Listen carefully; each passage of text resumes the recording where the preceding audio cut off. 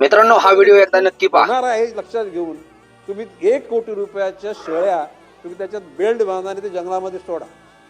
म्हणजे कमीत कमी त्या ठिकाणी ते जसं गावामध्ये नंदी असतो तो देवाचा नंदी, तशा प्रकारच्या शेळ्या, ह्या शेळ्यांचा बचाव तुम्ही करा, त्यांना तुम्ही खाऊ नका.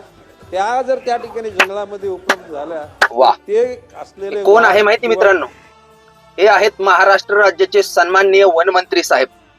काय म्हणतात हे की शेळ्या जंगलात सोडणार म्हणून. कशासाठी? वाघासाठी. माझं तर म्हणणं आहे वनमंत्री साहेबांना सुद्धा एकदा गळ्यात पट्टा घालून त्या ठिकाणी जंगलामध्ये सोडून द्या. अहो, महाराष्ट्राच्या राजकारणात आम्ही अनेक आजपर्यंत मंत्री पाहिले, पण आपल्या एवढे सुसंस्कृत आणि तज्ञ मंत्री आम्ही महाराष्ट्राच्या राजकारणात पाहिले नाही.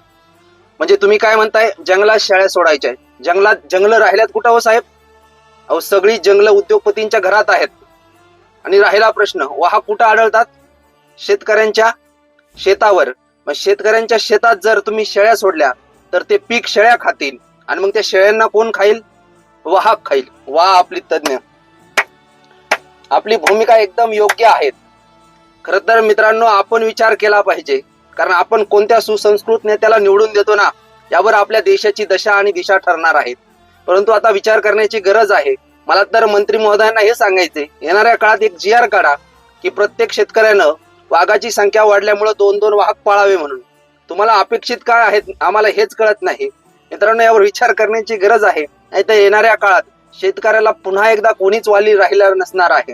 यावर विचार करा, अन्यथा आपली दशा याच्यापेक्षा बिकट झाल्याशिवाय राहणार नाही मित्रांनो. कसं शुभम सर सांगतील तसंच.